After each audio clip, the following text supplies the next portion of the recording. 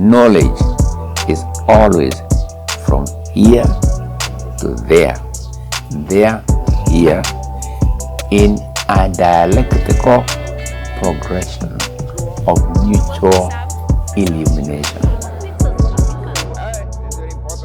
It was the first time of me understanding what colonialism is. It was inspirational, reclaiming who we are. Knowledge.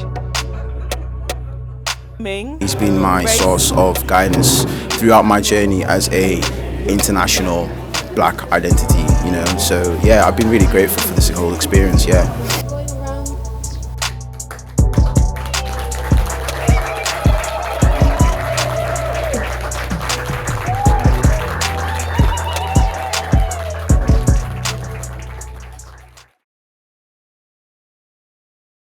Decolonization, first and foremost, is the act of removing colonization from our system, from our mental system, from our every kind of system, from our institutions, from our education, the way we were taught, you know, using colonial methods. Decolonizing our minds is like what Esther Stanford Cossé talks about with reparations. It's on all the levels, but it has to first start with ourselves. In 2019, we invited the Racial Justice Network to Nairobi to attend a conference on quality education. And our partners from the UK spoke in that conference, out of which an idea of decolonizing education was born. And following the 2019 conference, we held in 2020 January a conference on decolonizing education at the University of Nairobi in the Faculty of Education. It's always good that when we can have a coming together of African people to talk about decolonization in a Pan-African way, in ways that connect different aspects of Africa and the diaspora. The whole concept, I actually came to learn about it and decided to do something about it while attending a Racial Justice Network meeting one time in the UK. And from the conversation that was taking place, I realized the things we were talking about, they refer to them here as racism, but back at home, what they were going through was what we had gone through earlier, but changed into something else, where we were left believing in the way we were taught, we are less, we are inferior, and we treat the whites differently, which to me was neocolonialism that is as bad as racism. Worse, in fact, because it is us who are doing it to ourselves from our mind. And when I was given an opportunity to talk, I suggested to them they need to bring the movement outside, especially in Africa, so that they make us know. And they also get to know that colonization developed to neocolonialism, and we need to decolonize because we are being racist to ourselves. We welcome, ancestors, your presence and inspiration as we So it's heartening to see this, and it's going to be baby steps because our minds are colonized, and so we have to slowly break that down, yeah, to be able to speak to ourselves honestly, to be critical of, you know, what we're experiencing, yeah, and our thoughts and our ideas that we have. And the goodness of being in the presence of an elder who has been thinking about these things and refining his thoughts over a long time is that, yeah, it operates in a way to help ground us and to pick out the rubbish from the good stuff. This symposium was a bringing together of that work that has been going on in Kenya with Nairobi University academics who've continued to support projects that we have or exist within the Racial Justice Network, and with Professor Ngûgî Thiong'o, who's like the king or the don or the OG of decolonizing our minds. And one of them was the Kenyan delegates felt like we were coming to trace the stone that the Masons rejected is actually the cornerstone on matters decolonization.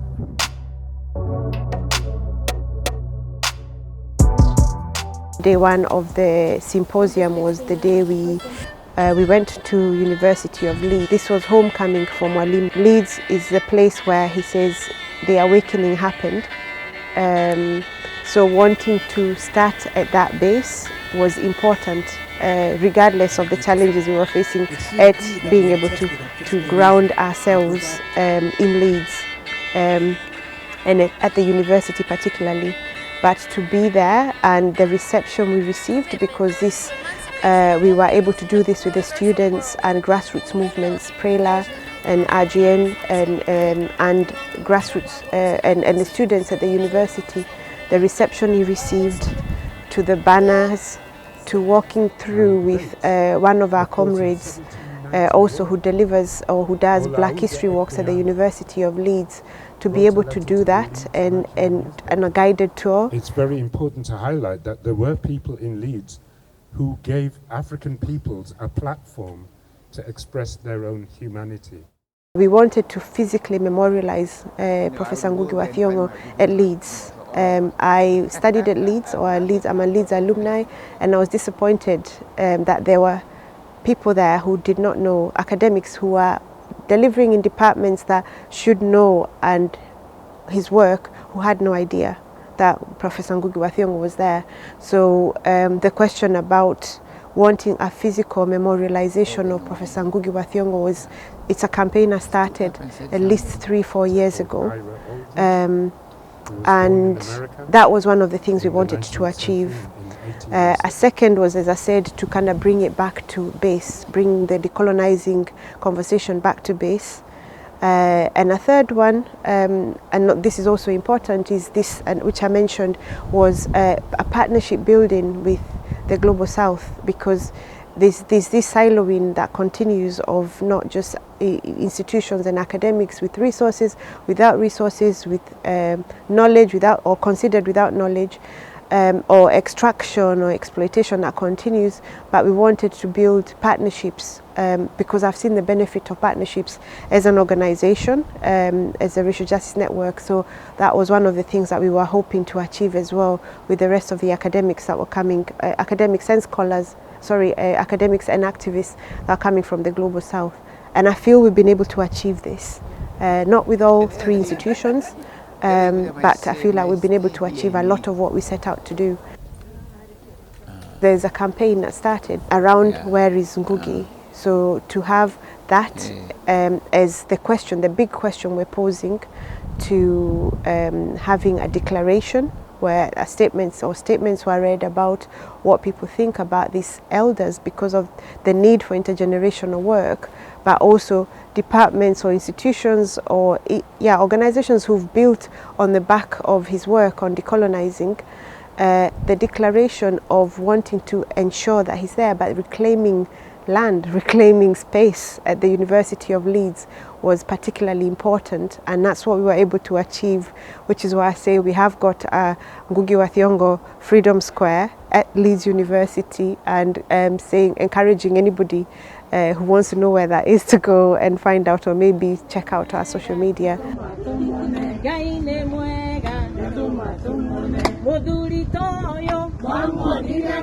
Saturday we wanted a Kikuyu language session, because all of the sessions and all of everything that we're doing is still in English, and considering how much Mwalimu has been advocating for our languages and our mother tongues, I wanted to organize a space that was specifically for Kikuyu speakers. It didn't matter if people are from a different background, as long as they could understand and speak in, and we did that in Leeds, and that was really good as well. And I think the exclamation was, obviously when he was here in 1965 to 1968, there was very few people, there was very few Africans. He was saying there was 2 of them, And now to see a thriving Kikuyu community, a Kikuyu community that continues speaking the language and know his work and know his worth as well, or value, was very special.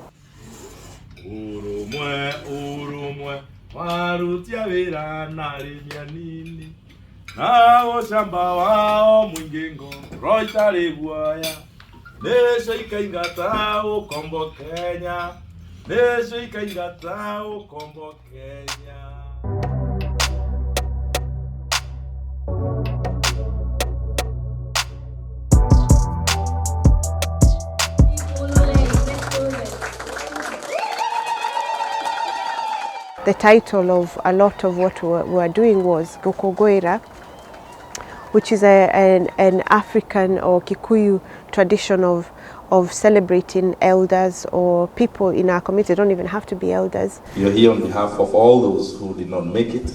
It was in Sheffield that we made Ngugi the king of Sheffield. You know, he's been joking about it, saying, now I'm the king of Sheffield. But you see, what happened is that we had an event which we called Gokongoira, honoring Ngugi. And I was honored to be the person leading this Gokongoira. But the more we went on with the ceremony, the more I realized how serious it is. Yes, thank you, Maito. And the men will face the mountain. Wegai Vito Wakirenyaga Netuoka Bere Aku, Twinyihetie, Tuigosokeria Gado, Yodoagotohemoyo. I hadn't planned the words like this is what it's going to be, but the seriousness that it was taken by the people who were present from all over Africa and the diaspora at the Utopia Theatre. It is a moment that I will cherish forever. And that is where, on the script that I did not have, I declared Ngugi to be the coronated king, emperor of literature.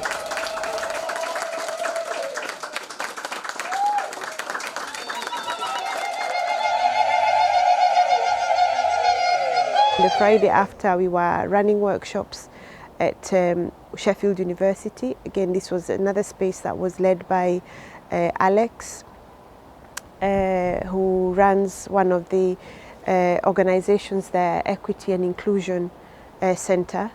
Chiwe was the person who led on the Utopia Theatre, and Chiwe Chiana. Honoring one elder, we're honoring all our elders, and it's such a beautiful.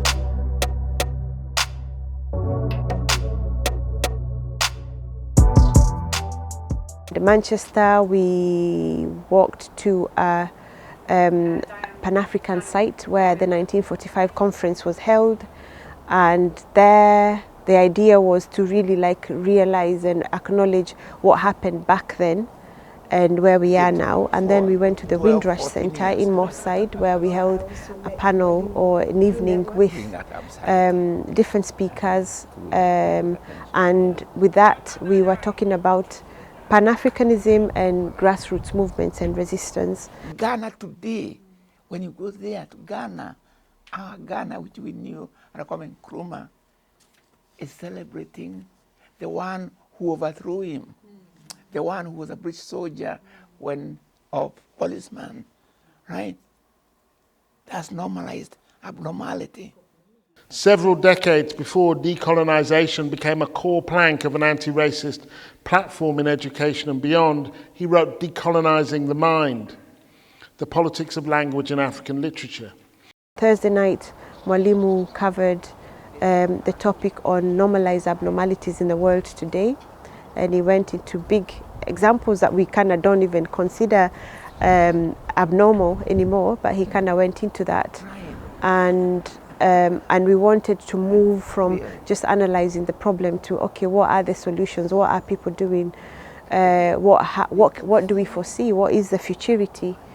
Because they had read my book, Decolonization, they did not know anything about my other books. Best way to explain it is, we got to stop this nonsense. We got to stop this abnormality. No way out until we say no to normalized abnormality. Talks about the knowledge as from here to there and back, right? And there's a way he's explaining, especially about women, our sisters, our mothers, who have boxed themselves in between colonialism and patriarchy, you know, through their names.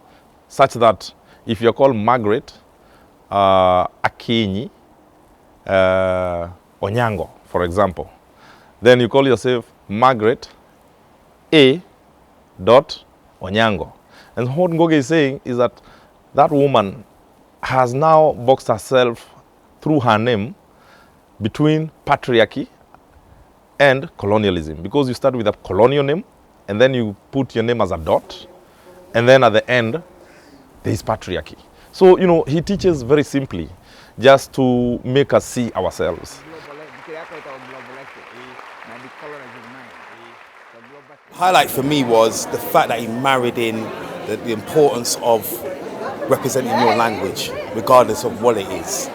He eliminated the hierarchies and the colonized way that language is being dominated between each cultures. Professor Ngûgî talked about like stories of every day, and that's really enlightening for us to see how colonialism is present in our daily lives. Myself as a Zimbabwean woman living in the United Kingdom, you are forced to speak English. Wherever you go, you are always speaking English. But even in your house, you don't stop speaking English. But today we have been reminded who we are, how important our languages are. Yes, it's good to speak English, but it is equally important to speak my mother tongue, which is Shona. Moroi Makadi Tinotend. It was the first time of me understanding what colonialism is. So my heart jumped today. And what I'm taking away from now is to encourage my own children to speak our own language. English outside of the door. In my house, Luganda, from now on. On Friday morning, it was powerful session as well, with people talking about land rights. And it was interesting because one of the speakers gave the example following on from the normalized abnormalities of colonizers getting independence in places like Canada, US, Australia, New Zealand. To emphasize what was going on in Europe that made that possible. And if we don't understand that outside of Europe, all our strategies will be incomplete, because we have to recognize that our restoration cannot be at the expense of other people. We have to ensure that our repair brings about or catalyzes the repair processes of other members of the human family. From, what is the logo of the USAID? The Japanese say from the people of Japan, but the USAID say from the American people. So a child is class 1 is reading a book, but it is written from the American people. So all this, they will not think about the indigenous knowledge in our own country. We realized that language is central to the colonization of curriculum, and as Professor Ngûgî says, if you want a people to forget who they are, what you do is to disconnect them linguistically from their culture, and that is what neocolonialism did. And you can see even up to now we implement neocolonialism principles in our curriculum to date.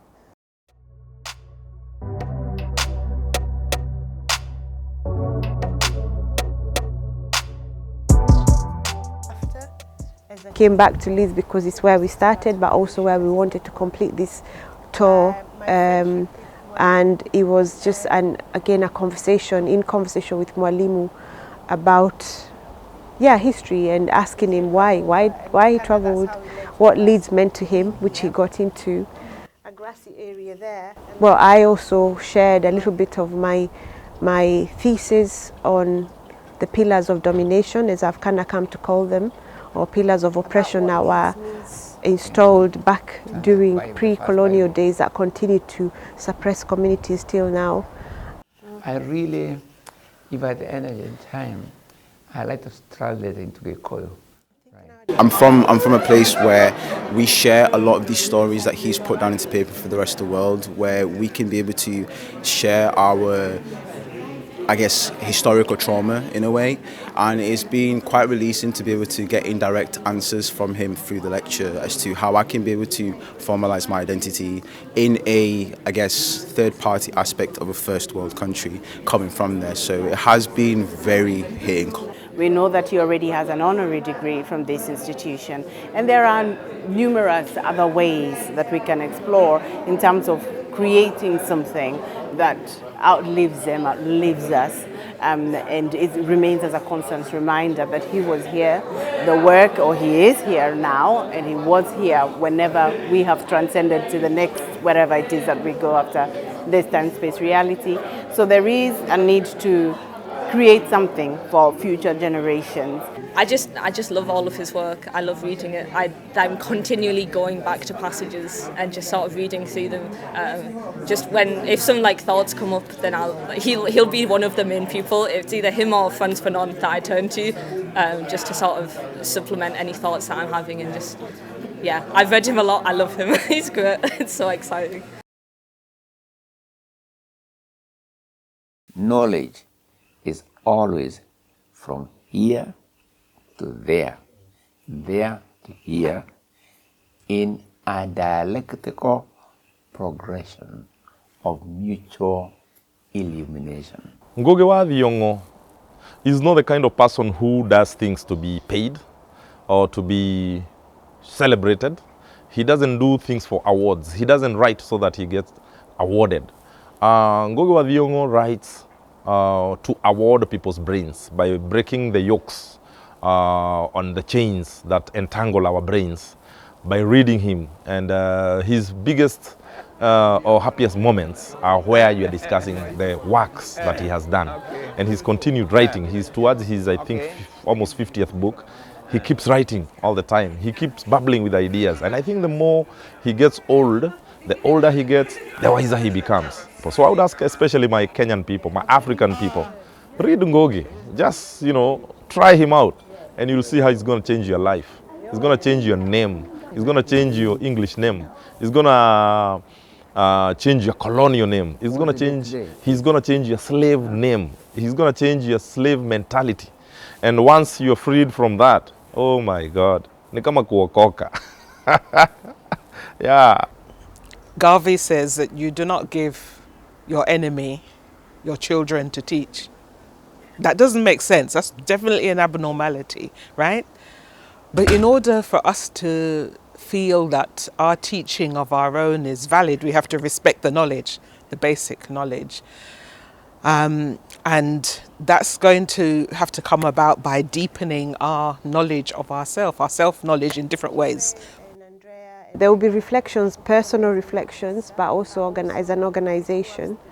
But there's been also a lot of contact from people, because during all of these events we've been able to distribute some of our flyers, and people are learning about the Racial Justice Network, but also wanted to get involved. I feel there's been also other suggestions about possible meetings to just continue this work around decolonizing. I've met new individuals who are doing great work, and I just think, yeah, it'd be good to have further and future conversations. His depth and this I really I hold dear. He's 85 years old and his mind is just sharp as God knows what, but the impact of his words, the passion that he has, but more than anything, the humility that he has, because for somebody who's done this work and has, as you said, 43 books, has won so many awards, including the Nobel Prize of Our Hearts, he continues to kind of do the work. He's not stopped, and he does it with such humility, and that's the thing I'm really taking away. There's been other conversations that we have had between us, the few of us who are kind of like around him and or have been around each other. And some of the things that he says is like, because I've questioned where he learns from, because we learn from people like him. Where does he learn from? And he says there's no point, there's never a point where you think you've learnt enough. Even these interactions that we are having, he says even a child can teach you something. So these interactions we are having is almost, I don't know what the term is, of knives sharpening each other. And that's one of the things I'm taking away, but I know I'll be reflecting for a while to come. We had our education before, our African education, our way of life, but it was eroded by colonialism. So the task ahead of us right now is to decolonize. And that is where now we're going around with the Racial Justice Network, the RJN, who I connected with a few years ago. They are based here in the UK, but we are spreading out all over Africa, I would say. Our mission is to go talking about decolonization so that our people get to understand that actually we are still very colonized, our way of looking at life. And that is where we want to reverse and shift the gears so that we get back to where we were supposed to be from the word go. Normalized abnormalities. We're gonna sing down there in Kenya. Normalized abnormalities. We're gonna sing against it in Ghana. Normalized abnormalities. We're gonna sing down in Jamaica now. Normalized abnormalities. We're gonna sing against it in Barbados. Normalized abnormalities.